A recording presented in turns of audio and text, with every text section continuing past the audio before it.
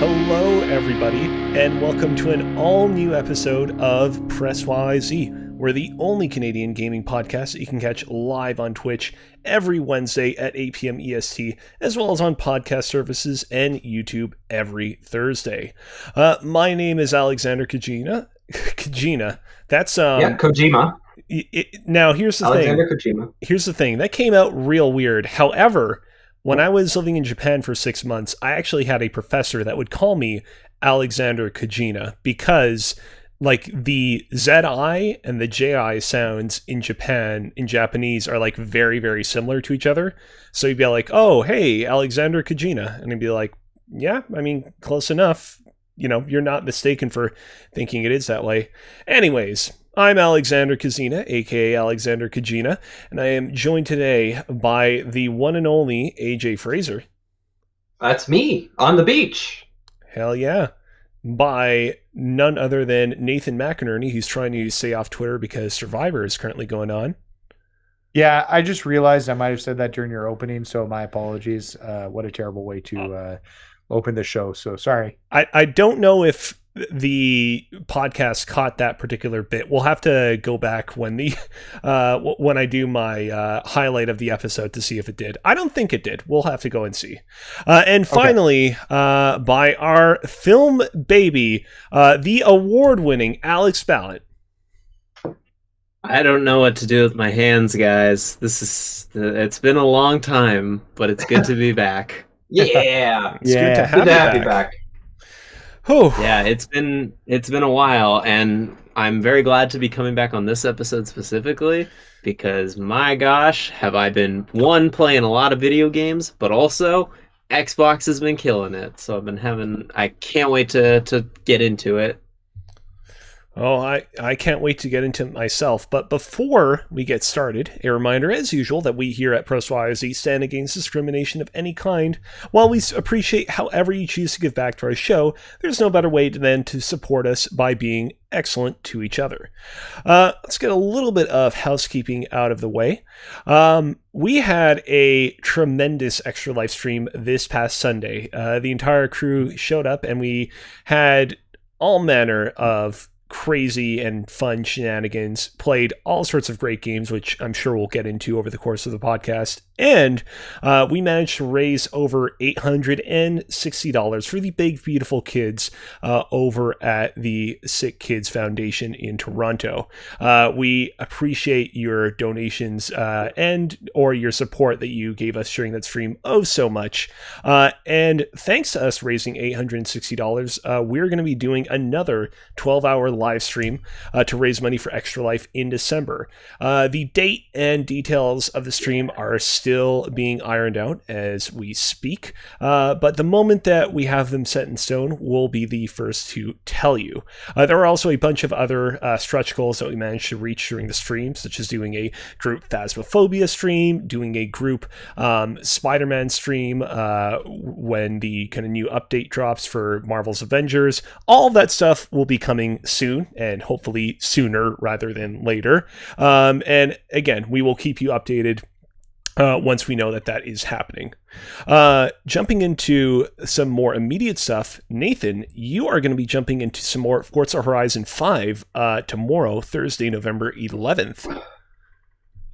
That's correct. That's what I'm going to stream tomorrow, maybe for the next few weeks. I was thinking about doing more platformers as I really enjoyed my time with Psychonauts 2, but I have really been bitten by the Forza bug. And who's kidding? We're not surprised that I've been bitten by the Forza bug. So yeah, I'm seeing if we, well, number one, let me just put it out there. If you're watching the Twitch stream right now, or happen to listen to this before we go live tomorrow and you want to join in and do a convoy stream, love to have you on board. I don't know what a convoy stream would look like, but I think it could be fun to have a bunch of people on and just doing stupid stuff around Mexico. Sounds awesome. I'm also going to be returning with some more Halo Reach action next Monday, November 15th. I've decided that this stream will be my final Halo Reach stream. I will reach the end of the game, you might say, as I realize that we are fast approaching the release of Halo Infinite, and I want to make sure that I get all of the mainline numerical Halo games out of the way. So we will be done and over with Halo Reach by Monday, and then I'll be moving on to Halo 4 and 5. All right, with that out of the way, let's talk a little bit about our Extra Life live stream. I think that we kicked off our live stream really in a kind of how to put this. It was definitely not the most manic intro to our live stream that we could have managed, but I think that it fit the beginning of the live stream very well by having us start by playing a little bit of Mario Kart 8. Mario Kart was great. Yeah. Yep. And I think we started and ended with bangers for sure. yeah, and like I said, like, it's Mario Kart 8, obviously a very kind of standard game enjoyed by many, but I feel like nevertheless we had a great time with that game. It's been a little while since I myself have played it, but I always have fun playing this game, and I know, Alex, you weren't there to experience this particular part of the stream, but know that we had a lot of fun playing it despite constantly battling a number of technical difficulties early on in the stream. Yeah, I could imagine with Nintendo Online, it's probably that did not help your situation. That was actually the easy part. Yeah. Oh, okay. The hard part was realizing that there's a reason why all the big time streamers and stuff, media outlets and everything who have gone work from home have decided to pay the big bucks for something like vMix or whatever, because transitioning between like Discord windows that we were streaming to each other was kind of cumbersome, and some tensions might, I'll be honest, mine definitely, when I was like, hey, does anybody realize that we're starting the next game and there's no gameplay on screen? What are we doing here? And yeah, that was, it's definitely cumbersome, and hopefully Discord can figure that out in the future, but it was fun nonetheless. Yeah, I'm definitely, going to continue to work on things and, try and figure out a better, more optimal solution for what we do in the future. I will say, like, all that aside, I still think that the stream from a production value standpoint was still very, very solid. Obviously, I'm sure that if I look back on it, there will probably be a few moments here and there that I'll kind of cringe back at. But even when we had to kind of awkwardly be like, all right, we need to transition from one person to another now, I feel like we managed to manage it pretty decently, all things considered. Yeah, absolutely.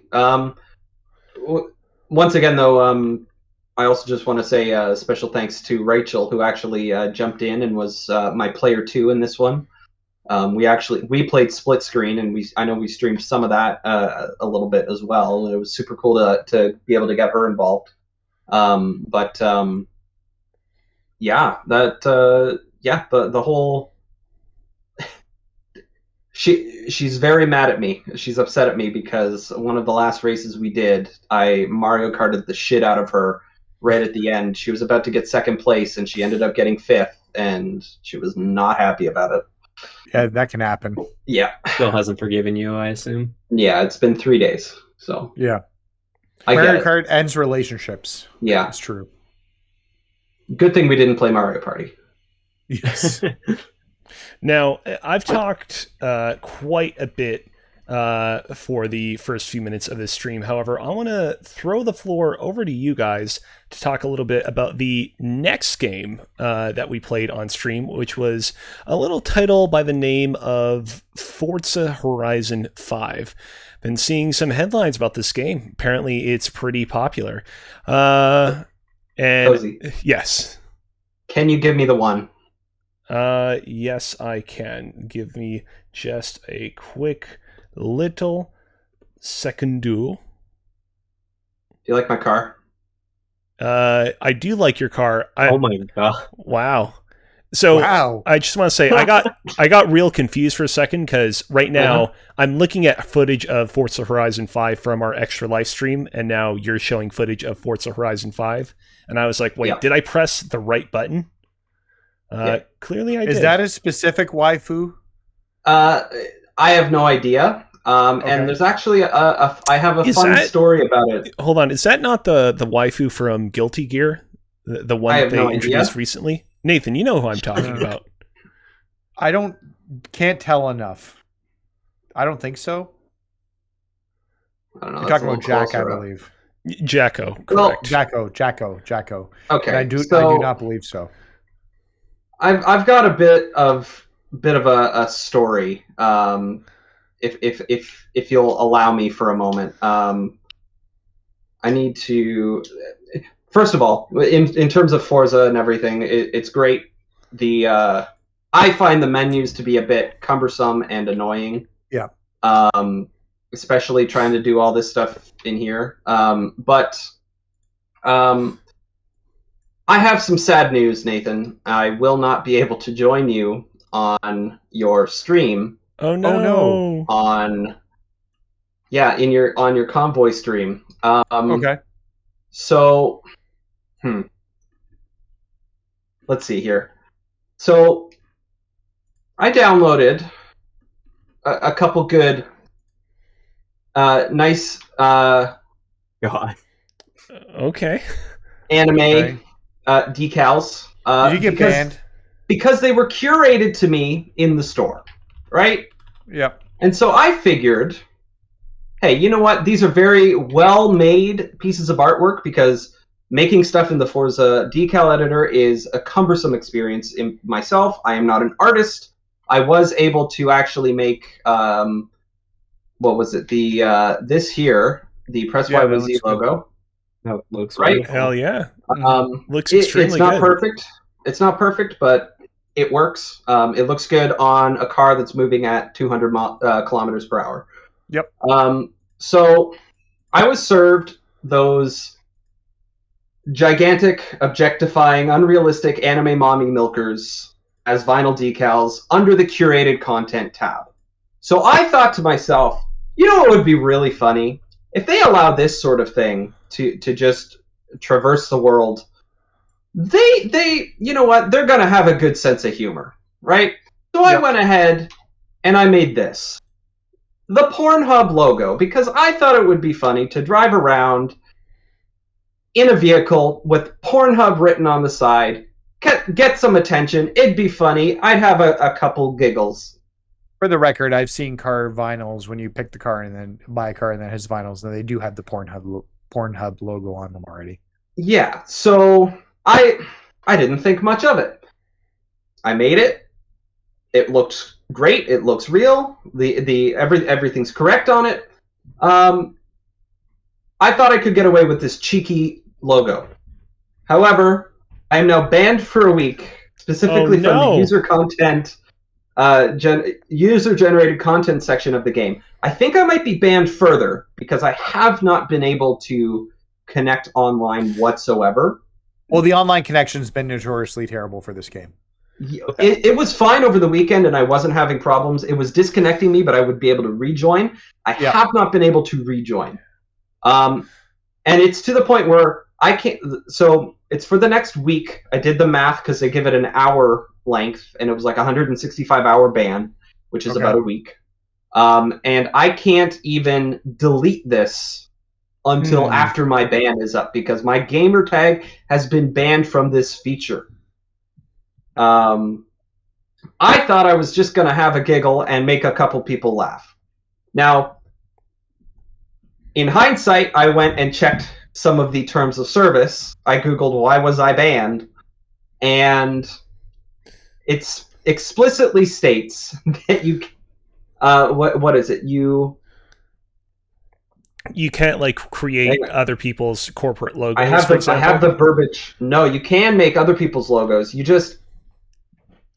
They explicitly state pornographic website logos or similar. Oh, really? Allowed. It's very specifically right under there. Pornographic website logos. That. Yeah, but somehow did specifically what they said not to do. So yeah. Yep. So I get it. That's fine. That's fair. But why am I allowed to be curated these gigantor fucking softcore hentai to attach to my car?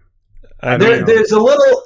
inconsistency there, in my opinion. I mean, clearly it's because you can see the X logo on her bosom, and thus, therefore, the Xbox lords have decreed it to be perfectly kosher.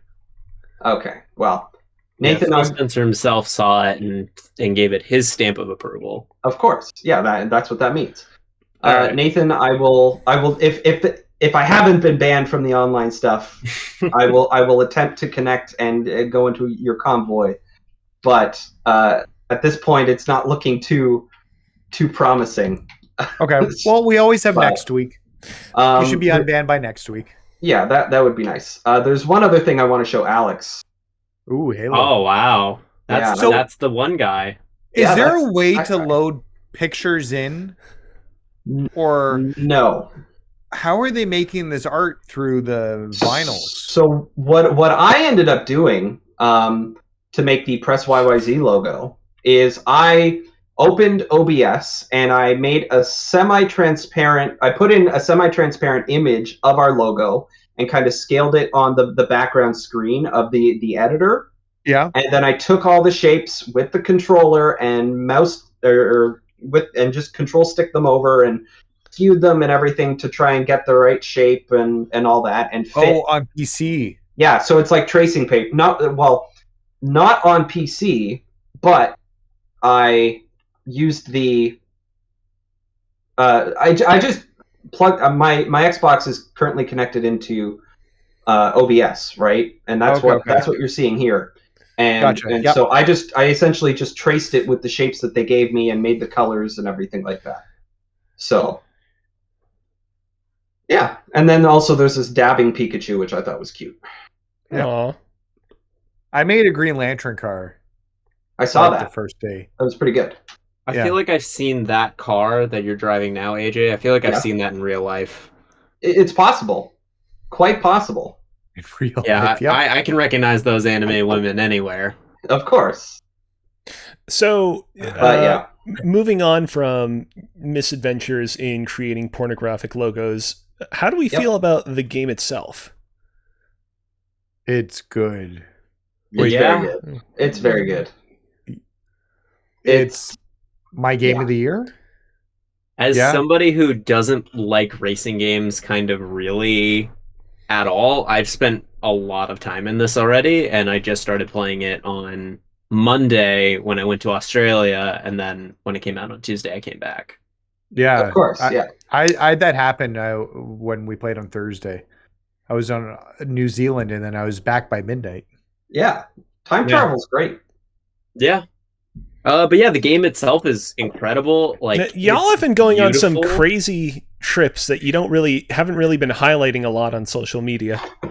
Yeah, we've been using the company card. So yeah. Yes, we definitely need your subscriptions this month to pay it off. So yeah, we did this for you, the viewer. I'm a big fan of this game. I knew I'd love it, and I do love it. I have listened to a lot of the discourse about it, and I do agree that there's almost too much stuff on the map, and it can get overwhelming. And I feel had the same issue with 4. Yeah, 4 did that too. I think once you start going through it, it's a little bit better. And you have to use your legend and because you can customize what's on your map and really go through. And that's what I've been doing, is just focusing on specific types of events and then going around collecting things. So it doesn't look as bad when you're going through it. So, but yeah, I'm having a ball of a time. So yeah, it's a very fun game, and I expect this to be good fun for probably the next year. This will be an easy to come back to game. Yeah, I feel like there's so much possibility to just bring in new cars, make new courses, and really do cool things. Like one of the aspects of the game that I've been really enjoying are all of the non-races, go up to this active volcano and drive around there. All of those stuff, just really showing off the beauty of the environment and bring you the sandstorm in the opening of the game is is such a cool tech demo. But then, you can do that just kind of throughout the game, and you can go to all these different places. I found the sandstorm, well, it looked really interesting and cool the first time. like the next times, it's like, okay, but what is it doing different other than reducing my draw distances slightly? I think it's just more reducing your draw distance. It's just like you see it in front of you and you're driving up to it and then you get into it and it's kind of like you're in the storm. Yeah. If it made me have to fight with the controls a little bit, I think it would be cooler, but you know. I love the expedition parts, specifically like that volcano one was really cool. I'm a little disappointed that volcano's not active normally. It's only active during that story mission. Oh, I didn't know. When you drive up there, it's just because I drove up there to take some pictures. Because I've now got a TikTok account that I'm posting Forza Horizon videos in daily. Wow. I'm going to be TikTok famous. I got 31 likes so far. So I don't know. Yeah, 31 whole likes out of my like 5 videos. You've made it. Yep. So I'm going to be TikTok famous. I'm working on it. I posted a video on TikTok of him going down my car going down the main strip, and there were lights on each side of the street, so you were driving under them, but it looked really cool. Mm-hmm. And then I mixed it to Kanye West's flashing lights song. Okay. That's good creative thinking there. Yeah. So today I did one driving up and down the beach and put it to Soak Up the Sun by Sheryl Crow. So I don't know. I think I might try to script something like Cars and have words and stuff go over it and do voices for Cars. Okay. I just don't know what I want it to be, but a more adult toned, funny stuff. So, but yeah, no, this is the game's really good. It deserves all the praise it's getting. I think it's maybe the most beautiful game that I've played. It is. It absolutely is so far, right? Yeah. I'm playing it. So I told this in our Discord, invite.gg/Press YYZ, I believe. I originally started playing in quality mode, right? And I was like, hey, wow, this looks great. This is very pretty.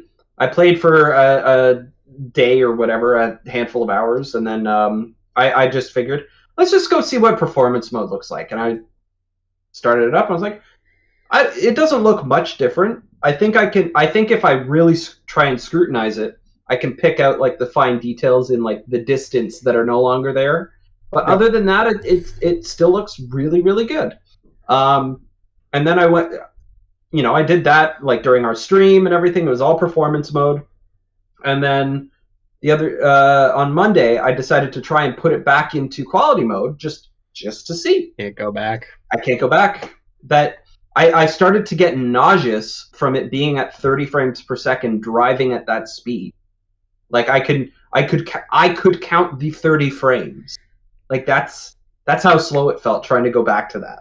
Yeah, there's just like I now whenever am given the option, I don't even try to pretend like I'm going to enjoy it in quality mode. Like it's performance all the way, and it still looks incredible. And then also when you're driving, at like 300 kilometers an hour trying to hit a ramp so that you can like go as far as possible, the FPS keeps up with that. And I just couldn't imagine having as much fun. I feel like a lot of the fun comes from how fast the game feels, and if it was running at a lower FPS, then it just wouldn't be as fast. Yeah. It's this is one of those things, and I think I've just made the decision to always choose performance mode at this point. I don't want to see what the quality mode looks like. As much as I'll miss things like ray tracing, I'd rather have that smooth 60 frames per second. I was not a frames per second snob prior to this generation, but it's changed me. I notice it now. When I go back and play games that are 30 FPS, I can see the frames moving, and that never used to hit me. And now, like, it gives me a woozy feeling. Yeah, exactly. Sorry, really quick before we try and move on or anything. One of the other issues that I have, one is like with like your person customization. Why are there no beards? Yeah, come on. There should be more. The character customization isn't great. No. It does some things really well because it has the prosthetics and it can make you feel like you're represented in that way. And there are things it does really, really well that makes me happy. But like trying to choose your skin color, well, your skin color is attached to just how that avatar looks. Yeah. And that's just what you get. So they could have done more with that. The lack of facial hair, like you can't really make your character look like you.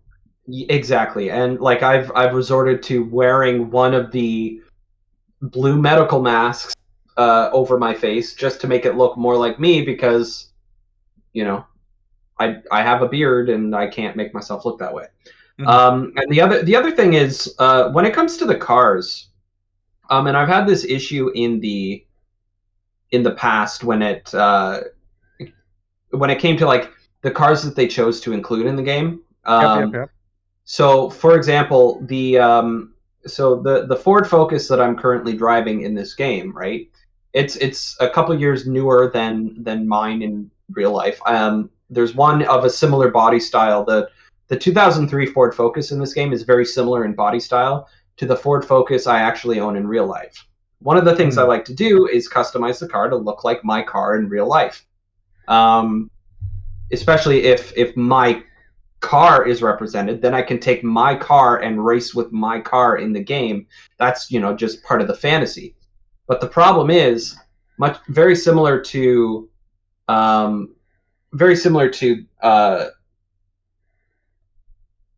this car here. You drive on the other side of the car, on the right side, as opposed to the left side like we do here in North America, unfortunately. That's a mistake, right? Because the cars in Mexico would be on the right. Well, no. So it's not. It's basing on where the car is. It's basing it on probably where the car is more popular. The Ford Focus was actually an entry into was Ford's entry into European rally racing, right? And so the car is a rally car that they remade for streets and stuff. And over here they gave it a left side drive like all of our other vehicles here. But that would be the reason why they make it a right side drive car. I think at the very least, maybe in the next Forza game, you should have the option to, when you're sitting behind the wheel in the car, mirror this or something, right? Mirror the interior so you can at least be on the correct side and have it feel correct, especially in a simulator, right? If you want to be in the other side, go for it. If you don't, then whatever. Or maybe you want one of each. I don't know, because you can buy multiple of the same car. So, it's just it's such a nitpick of this otherwise fantastic game. I just wanted to vocalize it, but the game's good.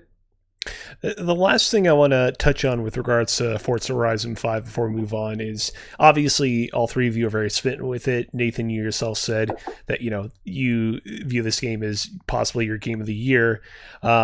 Where do you feel like this game will ultimately land in the 2021 Game of the Year discussions? Because I've been reflecting back. I'll be right back. Oh. Okay. Sorry, my washing machine's going crazy. Yep. Okay. Yeah. I mean, I can see it being top 5.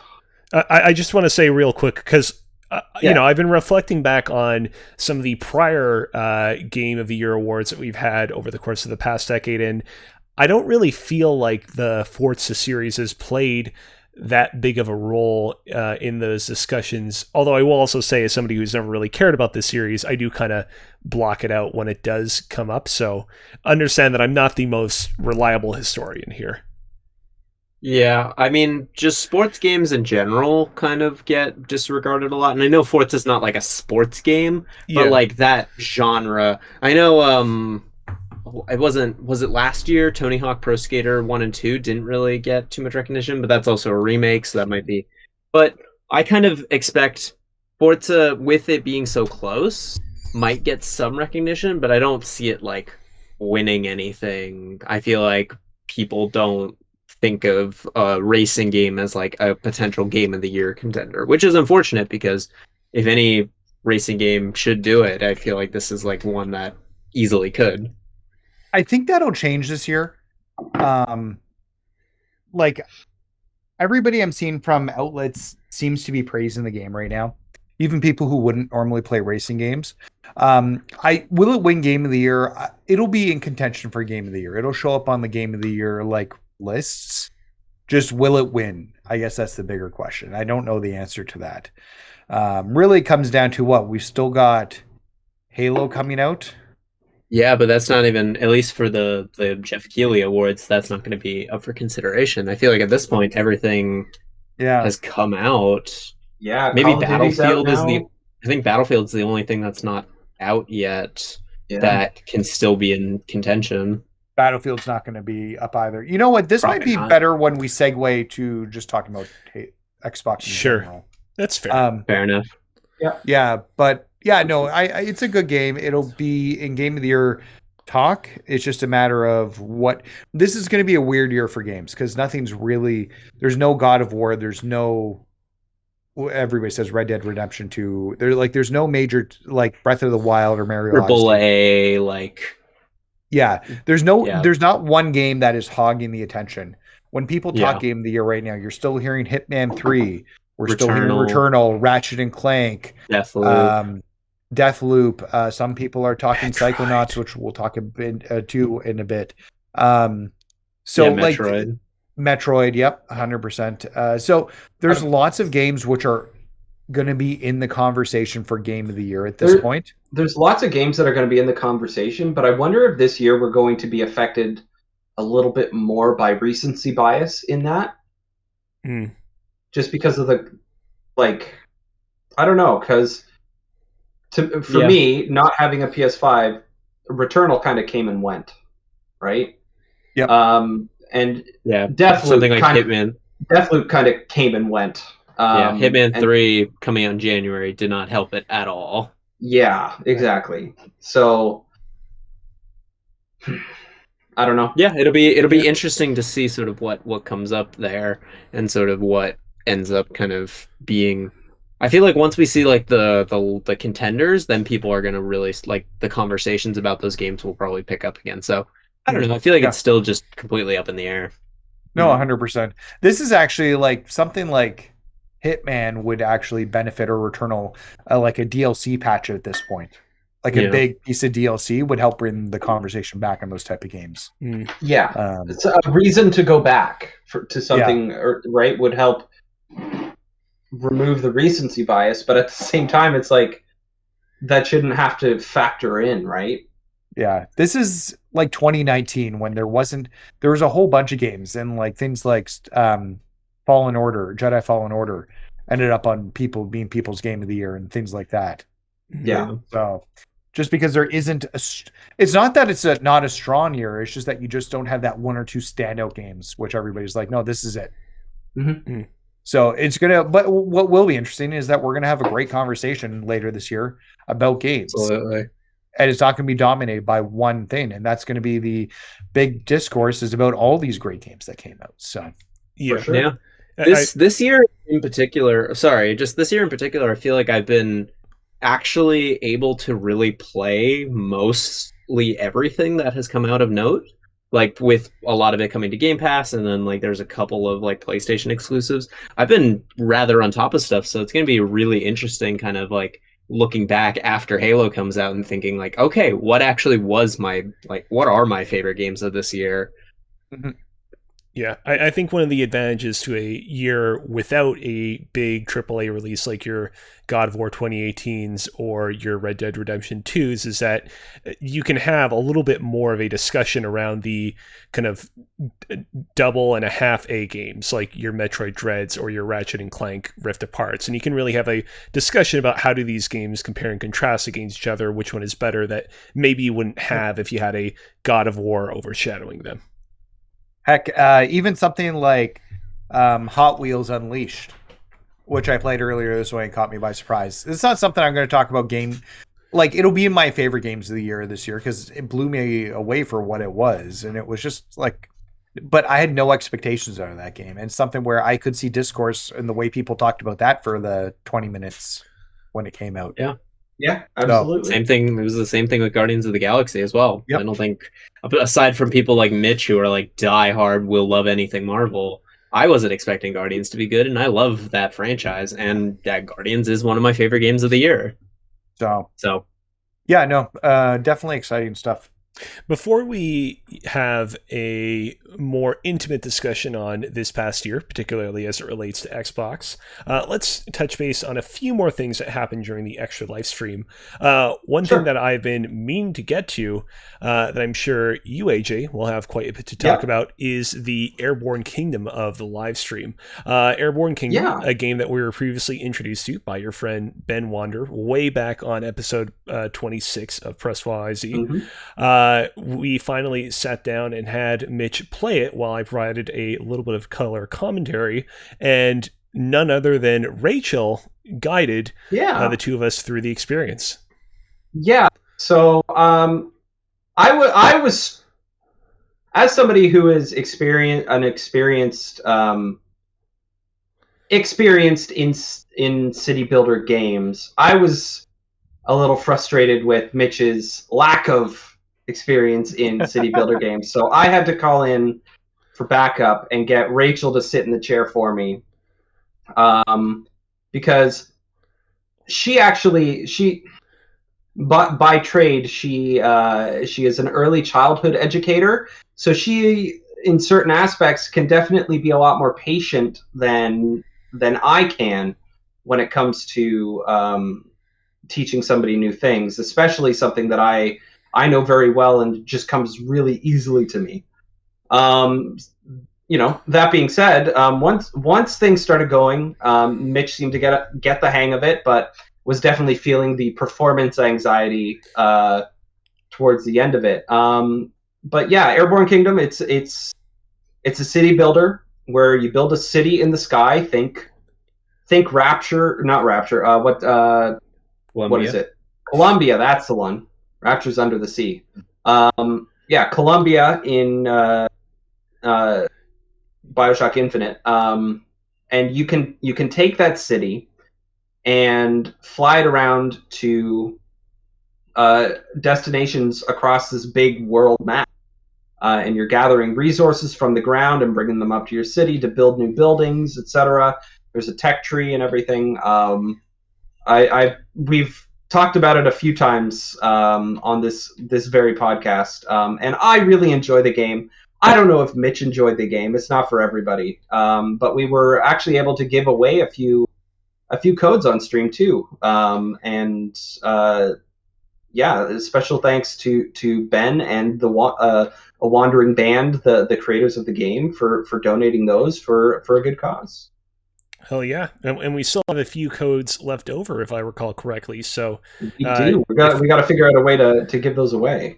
For sure. So if you missed out on your opportunity to get a copy of the game and you still want one, maybe stay tuned, because we might just give some more away in the future. Also, side note, fun fact: this week, yesterday even, it finally came out on consoles. So if you're not a PC kind of person, it's out on PlayStation, it's out on Xbox, and it's out on the Switch as well. Yep. If you're itching for a city builder and you only have consoles available. Hell yeah. Yep. After that, Mitch played a really bad Disneyland game that was released for the Kinect back in the year 2011, I believe.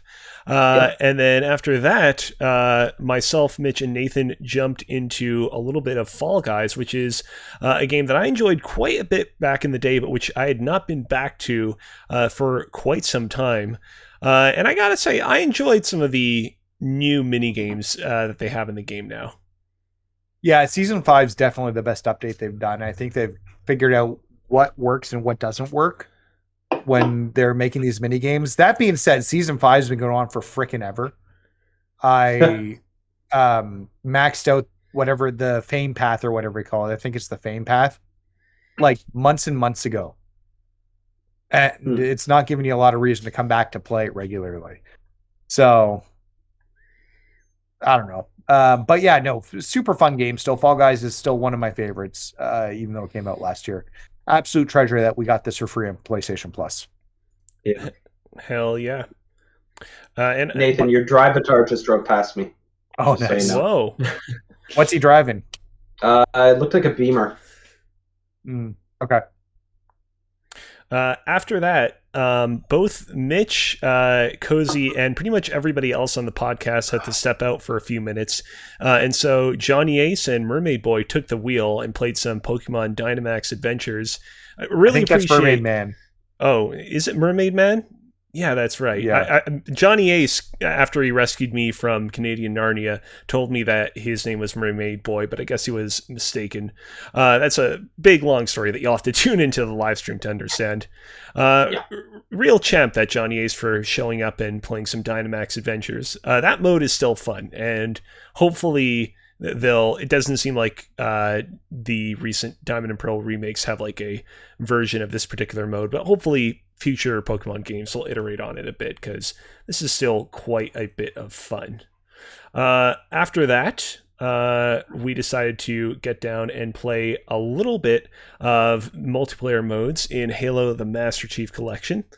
This is where I made my entrance into the stream. It is.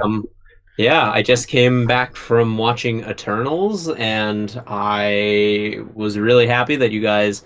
Because originally our schedule was different to have Master Chief Collection come earlier in the day, but after I told you guys about my scheduling conflict, you guys switched it around. We changed it around, so we couldn't play Halo without you.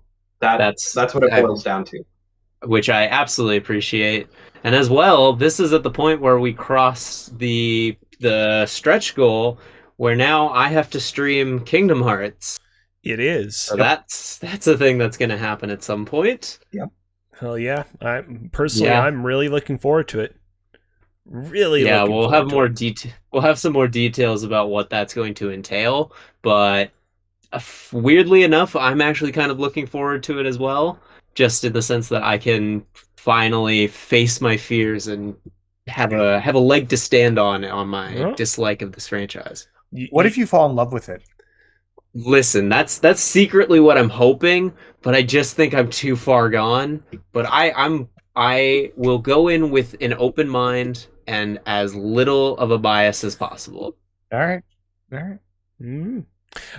After our Halo shenanigans, we decided to have a special Press YYZ top tier segment in the middle of our live stream and attempt to rank all of the, I guess you could say, like, mainstream non-gimmicky video game controllers and video game handhelds per their form factor in existence. Some pretty hot takes rolled off the tongue in that particular episode. What? We clipped it out. Everything made perfect sense, and we all remained friends after. Don't worry about it. I mean, Wiimotes were too high. The latter part is definitely true. You guys can go and check this segment out on YouTube. We decided to clip it out and upload it to the video sharing service by itself, separate from the rest of the live stream. So definitely go and give that a look-see. After that, the four of us played a little bit of Halo Reach co-op campaign, just as like a little brief buffer while we got on to our next segment. I don't want to go super deep into that right now, because I think I'll save my thoughts for when I complete Halo Reach. What I will say is that was actually a really good mission for us to play together, just because story-wise, like, shit is going down. The Spartans and the forces of the Covenant are kind of going hand-to-hand in one of the biggest set pieces thus far in the game. And also the level itself, while very action-packed, was relatively short, which was good because it was just meant to serve as a buffer while we kind of moved on to the next segment. After that, we decided to go and play a little game by the name of Gang Beasts, or rather attempted to play Gang Beasts. We tried to. The internet was not cooperating for this.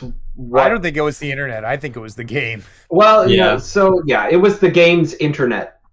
How about servers or whatever? Yeah, whatever. Yeah, we had a hard time keeping people in the game.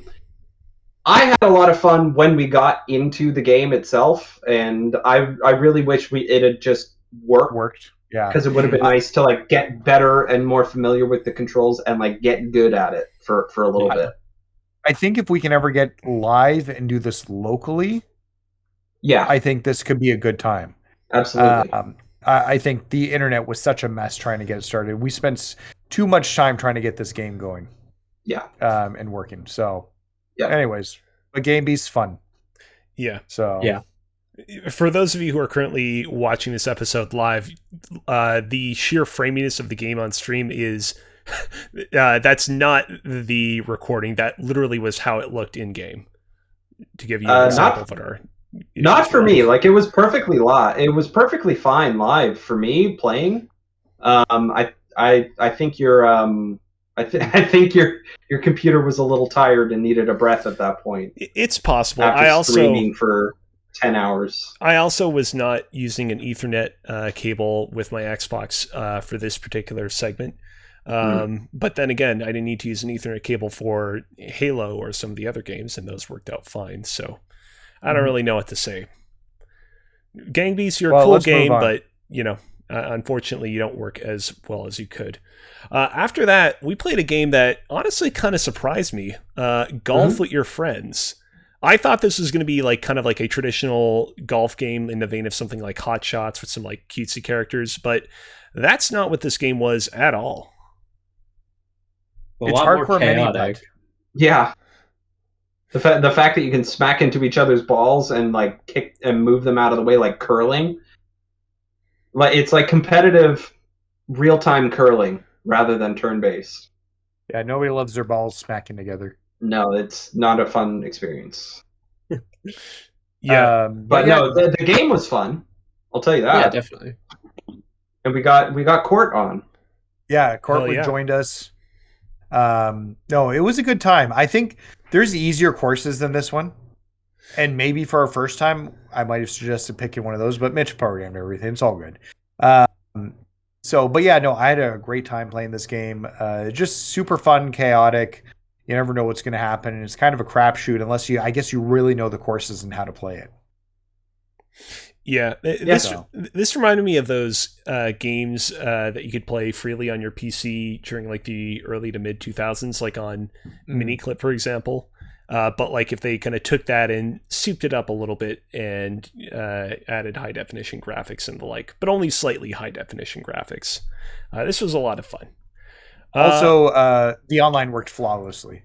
The online worked flawlessly. That too. Like I said, this game really kind of impressed me in that regard. And finally, to close out the night, we played a little bit of a game by the name of Jackbox. I don't know that I necessarily need to introduce this particular experience. Chances are, if you stream on Twitch or enjoyed video games, you've probably played this game and its many, mini games, for a lack of a better word. You know what this is. It was fun. I'd be up for more Jackbox down the line. We should do a Jackbox style stream at some point. Yeah, that was a good time. For sure. Try some of the other games out. Yeah.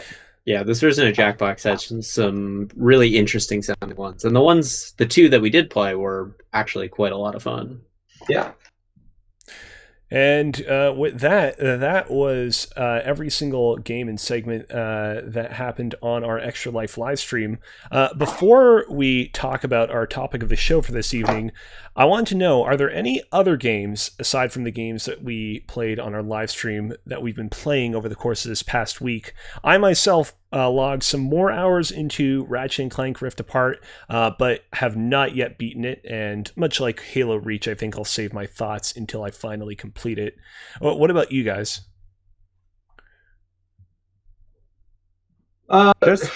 Me, it's just been Forza. Yeah, same here. I've been in the middle of a bunch of stuff. I'm still in the middle of Guardians, Metroid, and also now Forza. So I'm kind of been juggling between those three. As well, I now have Call of Duty Vanguard. I haven't played it yet, but I'm going to play through the campaign of that very soon. And hopefully that'll be something I can talk about, because that's kind of one of the last big ones that I'm missing on my I've played every game that's come out this year list. Gotcha. Cool. Before we kick off our discussion on Xbox in the year of our Lord 2021, Nathan, there's an unboxing that you want to get to, correct? Oh, yes, I would like to unbox this. I've been patiently waiting all day to unbox this. All right, well, let's not hold you back any longer. All right. So, in my hands, I have my Forza Horizon 5 controller. So what are your guys' thoughts on this controller? Just before I think start it's watching it. I think even if I didn't care about Forza, it's a great looking controller, and I'm very excited to get mine. Yeah. It reminds me of Rage 2. Yeah, Yeah, I can see that. a little bit. I love the translucent nature of it. I like that they're starting to go into that direction with some of these Xbox controllers, because I know that with the original Xbox, they had a version that was like the green translucent, which was one of the Xboxes that I had it was a very early 2000s aesthetic that needs to make a comeback, please. Yep. Which I'm so glad that Xbox is doing that with so far 2 controllers that they are releasing. Yeah. 100%. So I'm going to crack it open. Got my knife here so I can just do a nice little cut here. Ooh. Oh, it's through. And let's see what she looks like. So just to show the presentation here. The packaging for Xbox controllers have always been super clean. Oh, yeah. So, that's right. It's double A's. So just to show it to the camera there. Ooh. Fancy. Yeah, so I love. Yeah, the colors look good. The translucent's really nice on it. But here's the key part. It's got like a rubber coating on the back. It feels like steering wheel. Oh, that's something. That's something I didn't know about. Yeah, that sounds like it'd be really nice. Feels different than the traditional Xbox controller on the back. Like this actually feels more like a steering wheel. Do you think that's a positive for the controller, or do you is it? Honestly, I feel like it's going to grip a little bit better. Yeah, because I mean the normal Xbox Series controller has the grippy bit texture on the bottom, but to see that, is it leather? Is it like proper leather, or is it's still like a rubber. Okay, but it has a different feel to it. You can see the texture difference there. Yeah. Also, you have the H on the back for the Horizon logo on the back there, and then. Yeah, just like the translucent looks really cool, especially when you see it live. Yeah. And then there's the blue and pink paint that covers it up a little bit, but artistically. That's cool. Yeah, no, it's a really nice feeling controller. I'm looking forward to getting this set up. There's actually some perks in Forza when you get this. Like a code you can redeem or something, or I think it's when the controller connects. It's the same way. Well, here, finish the unboxing. Let's actually see what else comes in the box. Ooh. So we have instruction manuals, more instruction manuals. Oh, here it is. Okay, yes. I don't want to show this on stream. Okay. But there is a Forza Horizon 5 game add-on. Ooh. Okay. So I'll have to redeem this later, and I'll post on Twitter to what exactly the add-ons are, because I believe the box says, it's hard to see, exclusive content. The box just says exclusive content. If I remember correctly, it's an exclusive skin, emote, and something else. Okay. So... Giving a little bit of I'm Googling it to see if I can find... See if I can find what it is. But yeah, overall, I'm pretty happy with this purchase. I think the only issue, and I saw this issue with Xbox controllers, is that they require regular batteries and aren't rechargeable. And if I want them to be rechargeable, I got to buy a $30 battery pack. So, yeah, I'll do that at some point. I've got the Xbox branded one for my other controller. I'll probably buy that for this one at some point. Cool. So yeah, no. All right, cool. All right. That was the unboxing. Thank you all for checking it out. Neato. All right, well, let's jump right into our topic of the show for this evening. So this is something that Mitch George actually originally suggested in our kind of group chat earlier. And the way that he phrased it was, why is it that people aren't talking about Xbox in the year 2021 the way that they talked about Sony in the year 2018?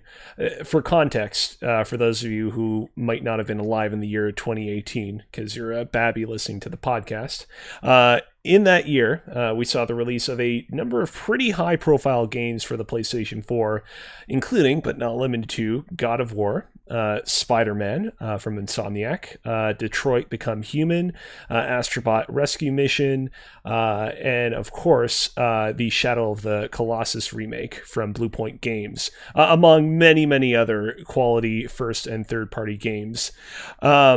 And so I kind of want to kick it over to you guys. Obviously, I've gotten more and more into the Xbox ecosystem over the course of the past year, what with all of the Halo and non-Halo games that I played together with you guys. But you guys are really the authority when it comes to the Xbox ecosystem on this podcast. Yeah, I do feel like I am the authority on it. Yeah, Mr. PlayStation is the authority. I mean, you definitely do play more on that console than I do, so. Fair enough. Yeah, I mean, it kind of. I wonder if it also relates to what I said earlier about recency bias. Like, we're anticipating Halo. The test flights have been good. Forza seems to be great. Game Pass continues to be amazing. I don't know. I think that continues to show the point that we're trying to make with this year with 2021 and Xbox is that Xbox has consistently been delivering. Really, PlayStation had Returnal close to the beginning of the year, and then Ratchet and Clank and Deathloop, which still had a lot of the conversation be about the fact that it is now tied to Microsoft. And it is going to be it's a Microsoft studio that just released one of the best games of the year. What does that mean? I'm waiting until it comes out to Game Pass. Yeah, which it will likely do. And so with that, PlayStation hasn't really been doing too much this year. And so it's been easy to talk about Xbox because that's kind of what the conversation is. So, okay. As the non-Xbox guy, but getting into Xbox, I feel like I've done a good job integrating myself in this year for somebody who's had no experience with the ecosystem whatsoever this year. I think as Mitch is talking, and I wish we had Mitch on here to discuss this because I think that would be an interesting counterpoint. 2018 was this very, very solid year for Xbox. And the games Mitch brought up about that were good for Xbox this year were Flight Simulator, which technically released last year on PC and came to console this year, and I don't think is really a game that's going to make a big splash. It reviewed very, very well, but it's not something which is going to bring a lot of people in. Am I fair to say that? Yeah. Sure. The audience that likes that game knows that they like it, and you're not really expanding out of that. No. Yeah. Psychonauts 2, once again, just beat it. I've 100%ed it. It's a good game. It's not in Game of the Year contention for me, but also it was on every platform. This was a game that was kickstarted years ago, and I don't think at this point has that identity of being a Microsoft game because it was everywhere. Yes, it's from a Microsoft studio, and it's really good. It's definitely a great game. But I don't think it has that talk of being an Xbox game because it's just not Double Fine's next game will have that. So then really when you're talking about Xbox's year, it's Game Pass, which you guys brought up, which has been consistently talked about throughout the year. I mean, the memes have made themselves throughout the year on Game Pass. But hear me out. Xbox's year kind of started yesterday with the launch of Forza. I would say I don't disagree with you, but I think it would have I think it started when the first flight for Halo Infinite started. And then from there, because that was when people were really like, oh, Xbox game studios are making good games. And from there, it's kind of been especially with Halo Infinite being kind of as such a no one knows what it's going to be like. But yeah, I will agree with you. I think Forza really has kickstarted this conversation of being our Xbox game studios started? This is finally been the promise that Xbox has been kind of pushing for the last couple of years, being like, we're going to have consistent game releases from our studios over the course of the next, like, over like each quarter, we're going to get a new Xbox game. And it seems like they're pretty on track for that still. Yes. So 100%. And I guess what my point is I don't think 2021 is Xbox's best year. I think they're going to have a really solid year with Forza and Halo, and those are going to be your mass market consumer games. I think what's more important is what those two games do next year for the year and what releases, because next year we have Starfield. What else is coming next year? Do we have dates on anything else? Like in general, or like from Xbox? Yeah, like for Xbox specifically from Xbox Studios. Do we have dates on anything for next year? It's a timed exclusive, and they've been pushing it a lot. But Stalker 2 comes out next year. Yep, you're right. Stalker 2. Oh yeah, that is that's a timed right. exclusive. There is Redfall, Avowed. Is Redfall or Avowed scheduled for next year? This has just been my Google search. I don't know if it's like official. So I think with multiplayer with these games, and especially with like how Forza Horizon has been supported in the past, specifically with DLC, like they added the Fortune Island DLC for 4 and the Lego DLC. I think we'll be talking about those games. I think we'll be talking about Halo multiplayer, and they're going to do the campaign co-op next year as well. Yeah. If I'm correct. Forge dropping as well. So you'll see a lot of talk about those two games resuscitating things. We've Starfield is coming out. I think next year is really going to be the big year for Xbox. Is that fair for me to say? Yes and no. I feel like with Starfield will be a huge point of conversation for them. And if Starfield is good, like if they can hit it like they did with Skyrim, then like it will dominate the conversation. But that's if, this developer that they've kind of, the last couple games that they've released have been kind of not well received. Even Fallout 4 had kind of disappointing overall. So unless Bethesda Game Studios can really unless they really deliver something special, then I think PlayStation really is going to have a stronger year, at least from the 2 games that we know for sure are coming out next year from them. Well, yeah, if not 3. We've got Horizon, we've got Gran Turismo, and we got God of War. And then God of War. So yeah, it's 3 huge games, and you're right. I think it'll also depend on how Gran Turismo holds up to now this. Well, and they're two completely separate games. Because the Gran Turismo series is closer to their Forza Motorsport games. Oh, right. It's a simulation. Okay. Yeah, because it's a simulation. Actually, something I wouldn't mind seeing Sony take a tackle is just blatantly copying Forza Horizon and just having somebody do a Gran Turismo Horizon, or do something a little bit different. They've got other racing franchises. Somebody was saying MotorStorm. Bring MotorStorm back and give it an open world feeling to it. No, but you're right. I don't think either studios. I think Xbox has had maybe the better year, but they've both had these. Like Returnal's been solid. Returnal's been solid. Ratchet & Clank was good. They had the Ghost of Tsushima Iki Island expansion hit this year.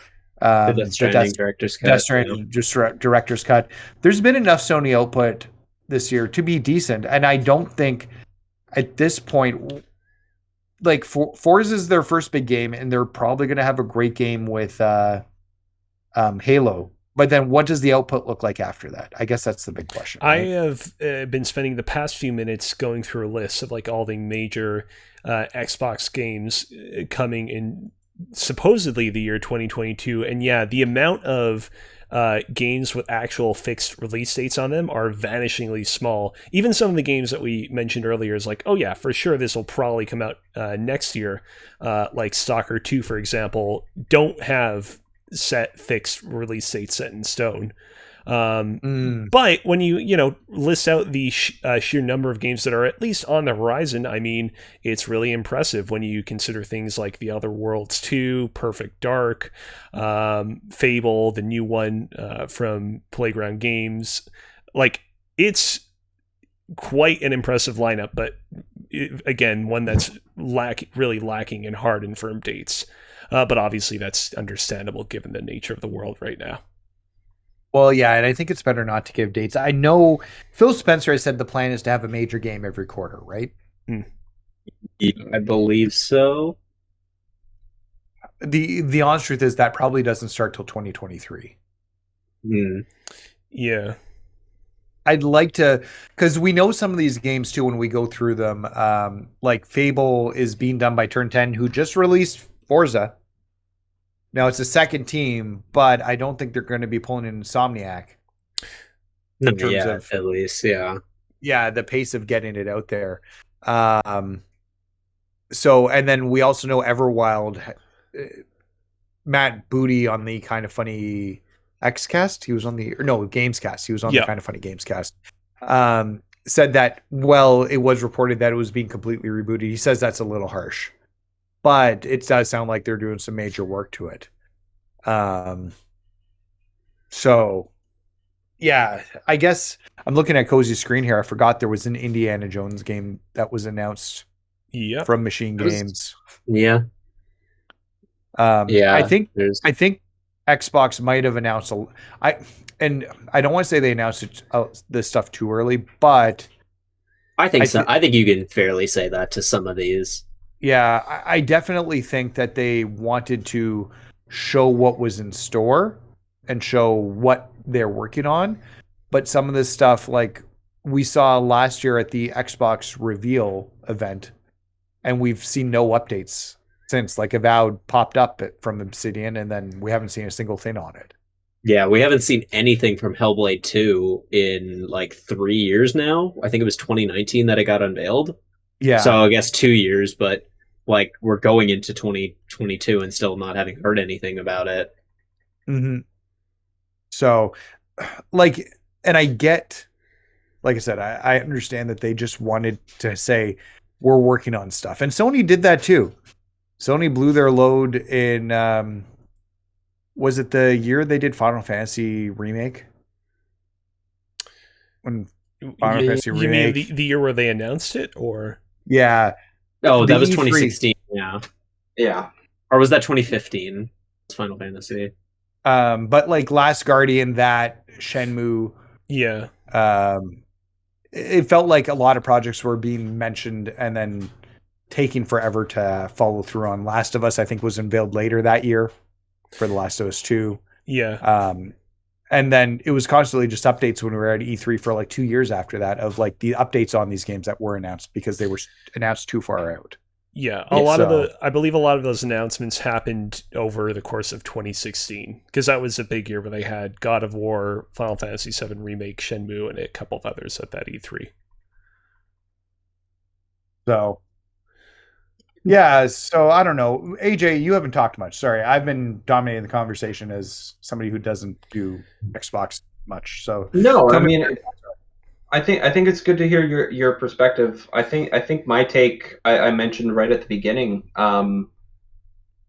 as it pertains to like this year, you know, a lot of it feels like it might be recency bias, and like everything coming up next, like Alex, you were saying, we haven't heard much of. You said the name, and now I've Hellblade. That's it. Like we haven't heard much of it, and like I think we're at the point we need to.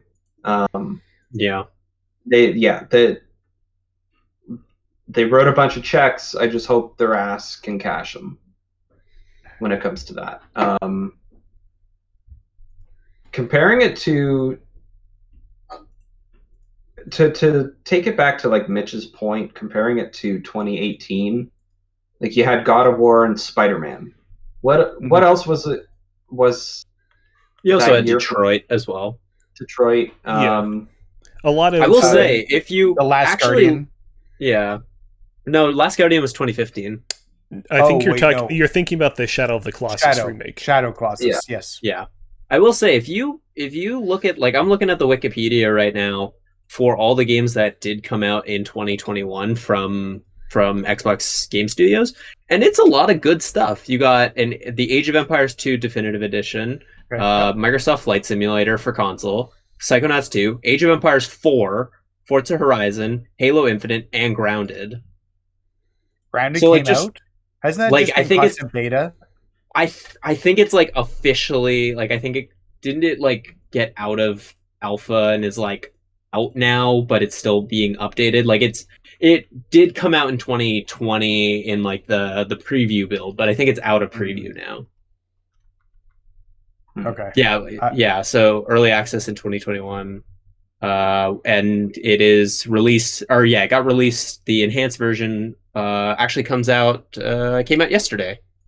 Oh. So Yeah, you, November. We didn't Yeah. even know. and maybe Yeah. that's part of the problem. It came out the day Forza launched. Yeah, Yeah. so all the With- oxygen kind of got sucked out of it. Yeah, it's kind of been buried there. I remember Grounded when it first came out, and it kind of had talk for a day, maybe for a week, and then kind of disappeared because it's been in that constant beta. Yeah, the early access. Yeah, the early access for it. And and once again, I want to be clear, as somebody who owns an Xbox now and I'm trying not to, because I guess I probably was the person who would crap on Xbox before. Is that fair? Maybe just a little. Yeah. Just a little bit. Yeah. I've come around and I really appreciate it. I just don't see that output because, like I said, when you look at that output, and it does sound good, but a lot of those games are speaking to one specific audience. Yeah, I get it. Which I will say is both a strength and a weakness to Xbox, is that they can appeal to different individual audiences that might not play as many games, but they play very specific ones. But then, it doesn't kind of have as much mass market appeal. Like I know Crusader Kings 3, when that came out last year, had that same issue. And then Age of Empires 4, like you're not going to get a lot of people playing that. No, I'm really curious. And like, don't get me wrong, Forza is like 4.5 million players already. They had almost a million people do the like advanced bundle to play it. So like that's their big hit, and Halo's going to do those numbers too when it comes out. So just like the other stuff that came before it, either it was small niche or wasn't necessarily feeling like an Xbox game.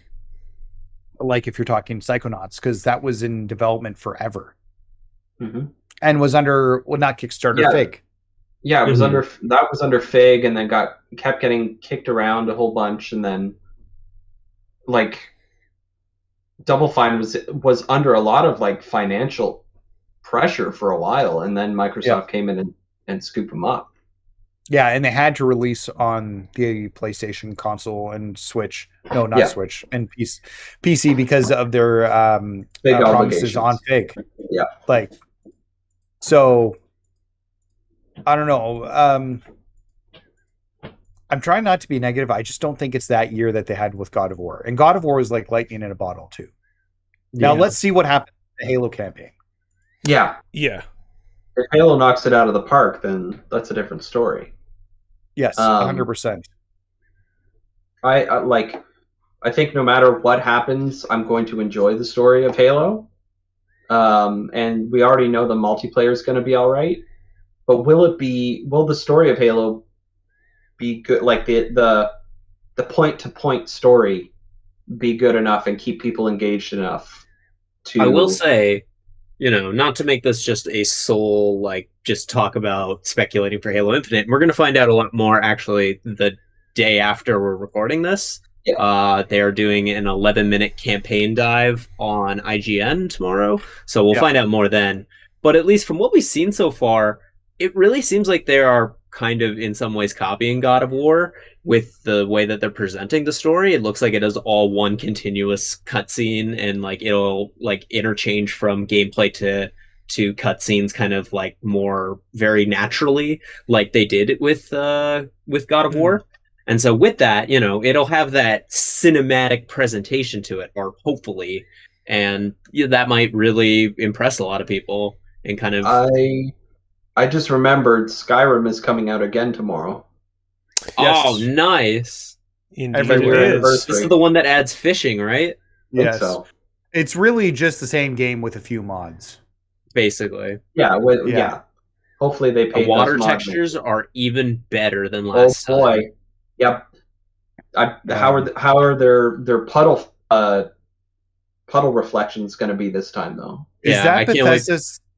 Is that going to be Bethesda's last major release for PlayStation? I mean Bethesda Game Studio, because they're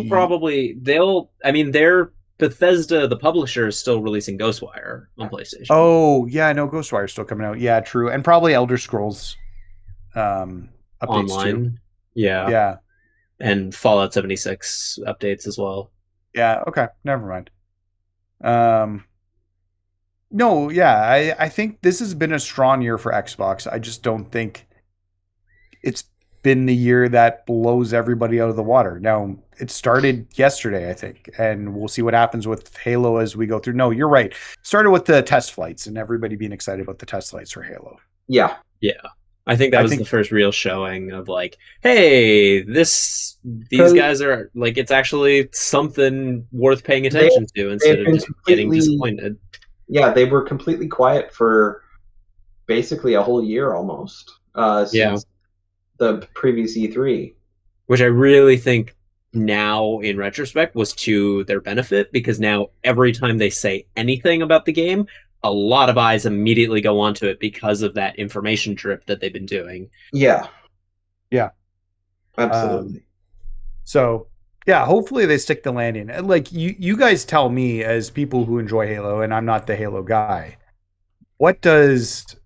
Like, are you guys worried about the campaign? I know the campaigns from 343 haven't been the best thought of so far.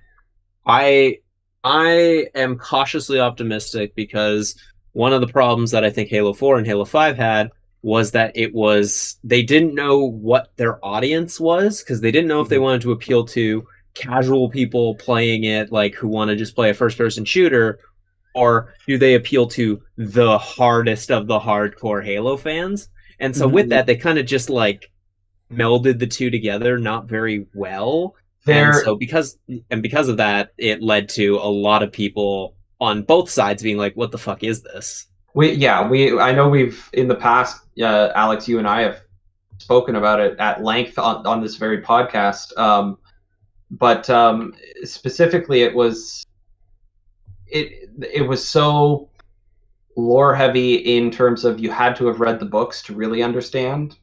Yeah. And it's just like you're asking a bunch of dudes who just want to shoot aliens to go read some books, and like that, it's just a little too much. Like, just put me in the cool green space armor and let me shoot some dudes and make my way through. And yeah, as for the 343 stuff, I think their Cortana side of the story, a lot of people like to shit on it, but I actually think it's okay.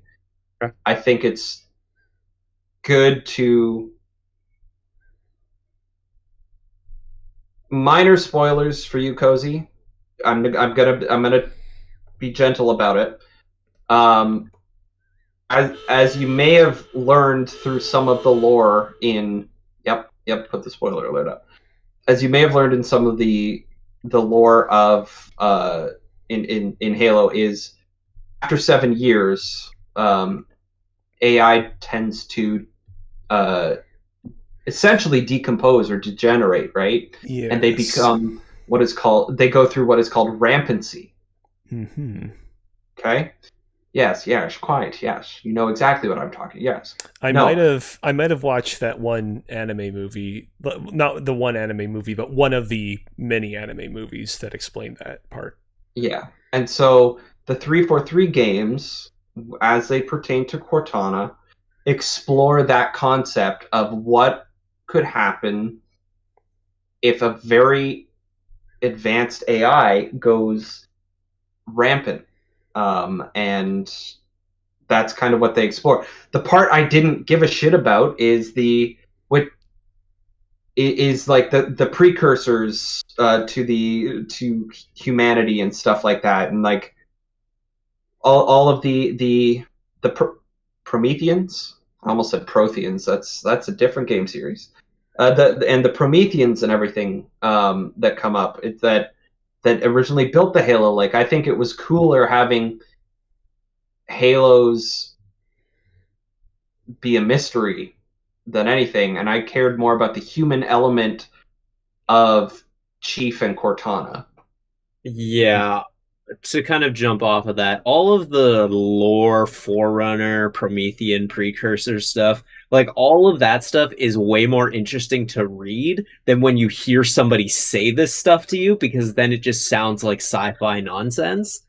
And so with that, like I mean, like the Didac is a dope as hell villain. He's a dude who speaks in Shakespearean soliloquies, and like he's a perfect Halo villain. But I think that the way that they used him in that game was very disappointing overall. Like I just wasn't really. You didn't really get enough to. You didn't get to learn about who the Didac is and why he was in this prison and all this. And I don't think. And one of the things I think is going to be really interesting about Halo Infinite is they're teasing that boss battle and really trying to give the franchise interesting villains, because I mean this in the nicest way. Halo is a Saturday morning cartoon. It is like the characters are over the top, exaggerated, like symbols of, you know, Master Chief is the stoic warrior. And yeah, the lore has like really dives deep into who the Master Chief is, but when you're in the games,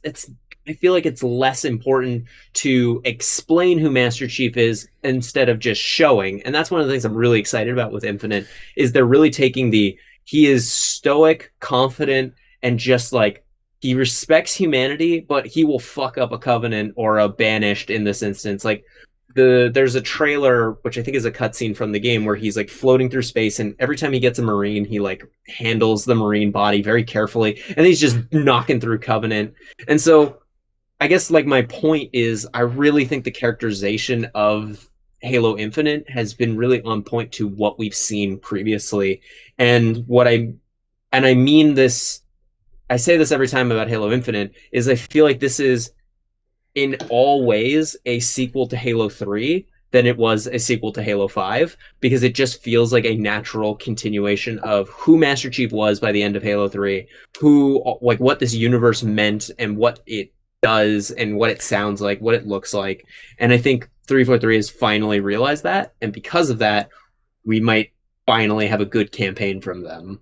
That's what I'm hoping for more than anything. You guys talk about the new Halo kind of aligning itself a little bit more with the God of War reboot in terms of like its overall kind of like tone and structure. It sounds to me like if the series wants to convey its lore a little bit better in game, they should probably introduce the Halo series equivalent of Mimir. Have like a head attached at the hip to Master Chief, explaining in like this deep kind of like posh accent the intricacies of the lore of the Prometheans and the Forerunners and all that. I think it could work. In a lot of ways, that's what your side characters were in your ear, like Cortana or like other like Lasky in Halo 4 or Miranda and Johnson. Like all of those characters that would talk to you were the ones who would kind of like delve deep into it, and you didn't need to have like somebody just like, it allowed you to be able to play the game while learning about the world and not have to just have Master Chief get exposition dumped to by this Forerunner character who comes out. Like, I don't need to see the librarian lecture Master Chief for 5 minutes before I can continue playing the game again. It was the lore dumps that really turned me off of it, as opposed to just like with a video game, you should be able to learn as you play. Yeah. That's it's a big issue that I had with Hideo Kojima games and like the Metal Gear Solid stuff, right? Because like I'm not going to my video game to watch a 30-minute action movie every 20 minutes after every 10 minutes of gameplay, you know what I mean?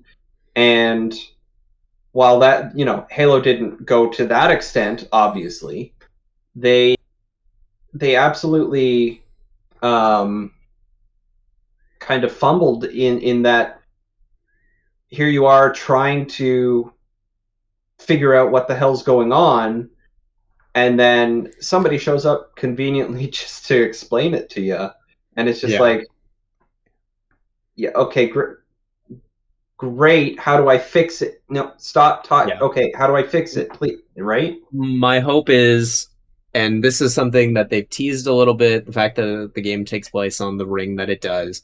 I'm really hoping that because one of my favorite parts of Halo 3 is a part that not a lot of people talk about, at least when it comes to the story, and that is when you're on the Ark and you are reading through Mendican Bias's, like, he's talking to you, and what this character is in relation to the story of Halo was so cool. But you don't need to have gotten all those terminals and read through all this information to be able to appreciate what's happening in the overall story of Halo 3. But if you have read it, everything that's happening is put into a completely different perspective and is made that much better because of it. And I really hope that they kind of approach the balance between your general moment-to-moment story and the, like, lore of the world. I hope that they handle it more in that respect, personally. Last Halo spoiler question. Do we think that Guilty Spark's going to see a return? Not. I think he's... I know that we shot him to death at the end of Halo 3, but he's not truly dead, is he? I really don't expect it. We could see a iteration of Guilty Spark, or, like, not Guilty Spark, but of a Monitor at some point, but I don't think it will be Guilty Spark again. Even though, you know, their company is named after him, and you'd think that they'd want to... The most that I could see is maybe an AI voice in the multiplayer of Guilty Spark, but I don't think we're going to see him in any story capacity unless you read whatever that book is where you see him before he gets put in the bubble. I mean, Guilty Spark, kind of the same size as Mimir's head. He could serve that purpose. Yeah, that's true. It would be... I mean, he did kind of have a somewhat of that purpose, but he was kind of always lying to you just a little bit. So it could be an interesting dynamic where it's like, how much of the truth is this guy telling me, and how much is he trying to kind of trick me into doing what he wants? Well, I guess we'll just have to wait and find out. Sorry, Nathan. Yeah, I was just going to say, Alex, this is off spoiler territory, but you brought up how you thought that they might be doing something similar to what God of War did with the one-shot camera and making it more cinematic. Do you expect PlayStation fans to complain and say they copied God of War? 100%. PlayStation fans will complain about anything, and you know, seeing like the comparison to one of the Halo Infinite maps not having as good destructible fruit as, like, Call of Duty means that, like, this game is going to be looked under a microscope no matter what.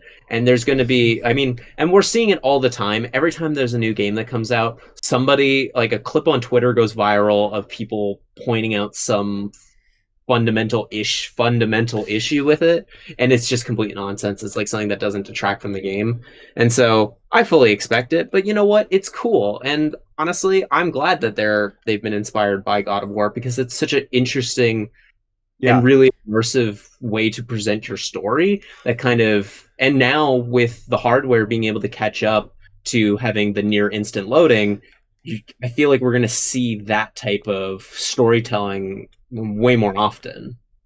You'd hope so. I think the issue that's going to be there is that we still have, well, this and, like, let's just say Halo and whatever we got coming up next year, they're still going to try and get these running on Xbox One. Is that not correct? At least for the end of next year? Yeah, I believe so. So things like the loading times and stuff, we're probably going to still see those hidden loading times built into the games, because they need to have them there for the prior gen counterparts.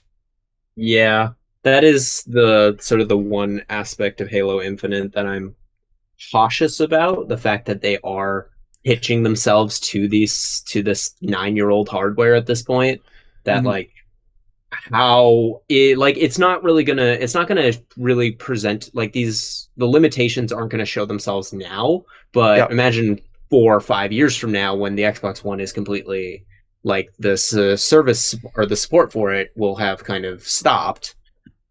What is how is Halo Infinite going to be affected? Because I remember that was a big thing with Destiny.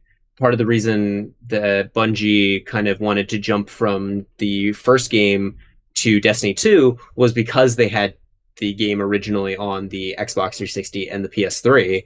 And so with that, it caused a bunch of limitations that when Taken King came out, Taken King didn't even get released on those platforms because it just was too intensive for it. So I have a feeling that's going to be similar to that in that way. Yeah, I'm just interested to see how that works overall. Because the hope is, and maybe as somebody who is both next gen consoles, I'm just like, let's just make stuff for next gen consoles. But it sucks that stuff comes out first for it. I don't know.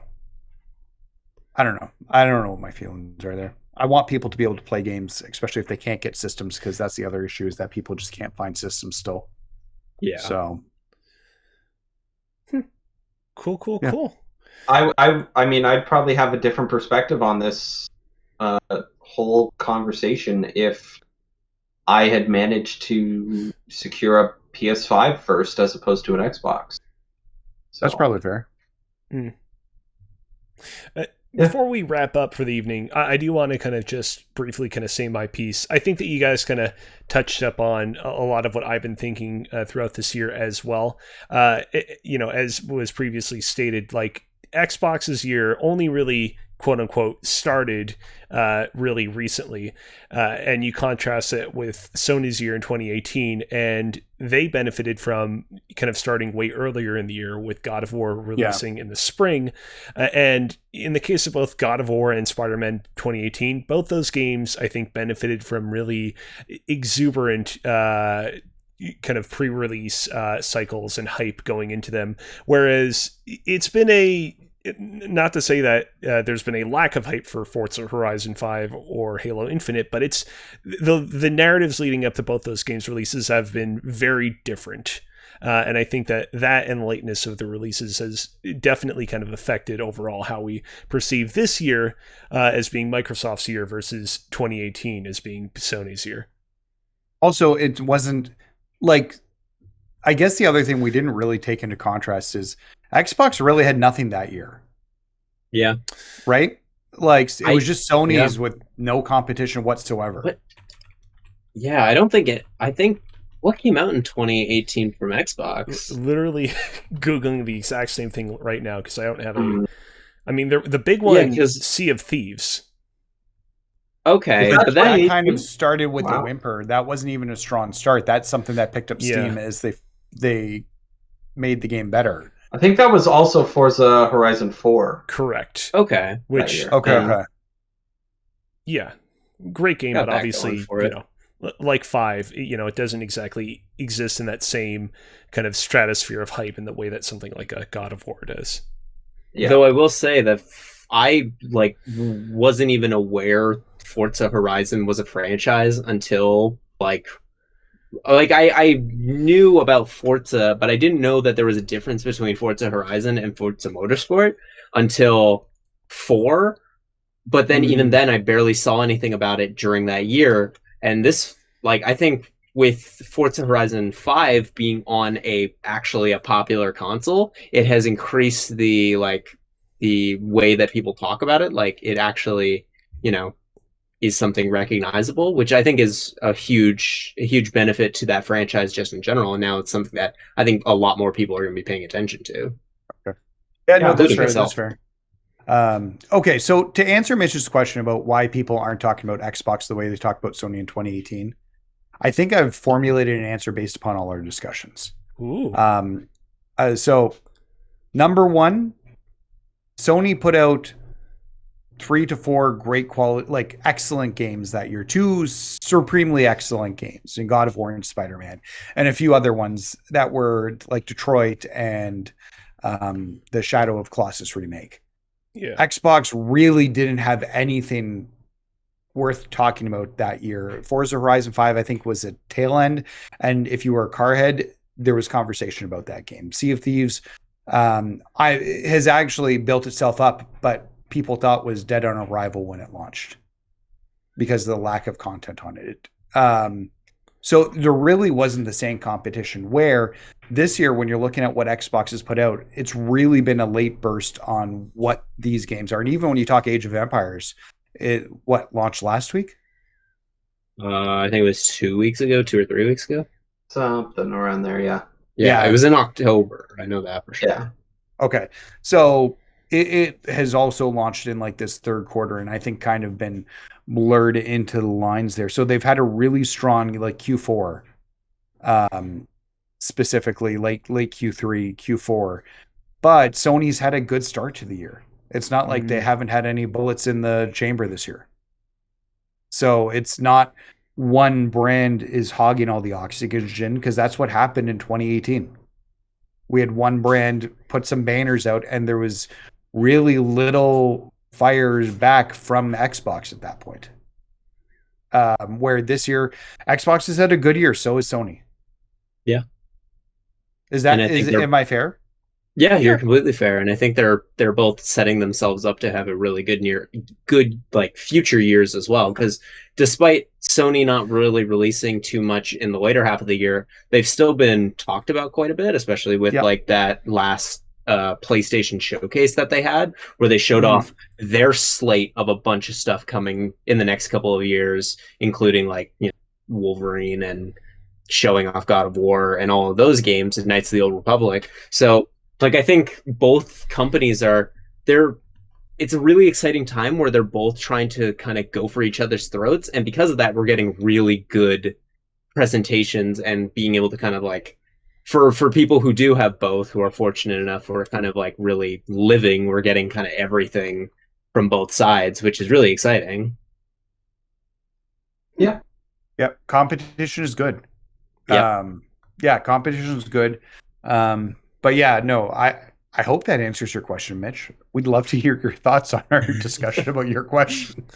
By all means, feel free to write into the show, join our Discord, do all the things that you need to do to reach out to us. I know that it's a little bit tough for you, but I'd really love a Gmail email written by Mitch for us to read on the show while he's on the show. Yeah, that would be good. Speaking That'd be a good bit of reaching out to us, I want to thank everybody for tuning into this episode of Press YYZ. If you enjoyed this broadcast, be sure to follow us on Twitch, subscribe to us on YouTube, and rate and review us on Apple Podcasts. You can also check us out on Twitter at Press YYZ and slide into our Discord at invite.gg/PressYYZ to keep the conversation going. Until next time, I want to thank you all for playing. Have a great night, guys. Good to be back. Have a good night, everybody. Yay, and Alex was back.